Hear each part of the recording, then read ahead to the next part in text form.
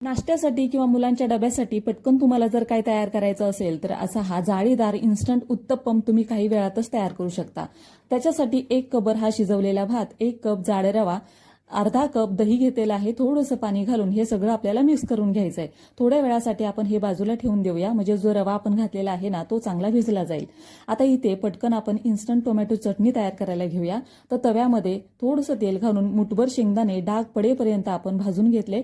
त्याच्यानंतर कांदा, पिकलेलं टोमॅटो आणि चवीप्रमाणे आपल्याला कोथिंबीर घालायची, ही चांगली परतून घ्यायची आणि थोड्या वेळासाठी परतल्यानंतर हे मिक्सरमधून आपल्याला बारीक करून घ्यायचं आहे।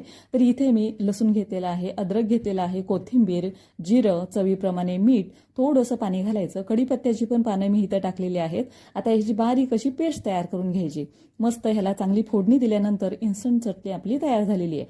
आता इथे आपण जे मिश्रण भिजत ठेवलं होतं ते पण मिक्सरमधून थोडंसं पाणी घालून आपण बारीक करून घेऊया। जास्त घट्ट पण करायचं नाही आणि जास्त पातळ पण ठेवायचं नाही, एवढी कन्सिस्टन्सी आपल्याला इथं ठेवायची आहे। चवीप्रमाणे मीठ घालायचं, इनोचं 1 पॅकेट टाकायचं, थोडंसं पाणी घालून इनो ऍक्टिव्ह झाला की हे सगळं हलक्या हाताने आपल्याला हलवून घ्यायचंय। आता तवा तयार करून घ्यायचा आणि तव्यावरती थोडंसं हे मिश्रण टाकायचं, अगदी हलकंसं हे पसरवून घ्यायचं। तर ह्याच्यावरती तुम्ही तेल, तूप, बटर आवडीप्रमाणे लावा आणि मस्त जाळीदार अगदी इन्स्टंट उत्तप्पा तुमचा तयार झालेला आहे। आवडला असेल तर नक्की लाईक करा।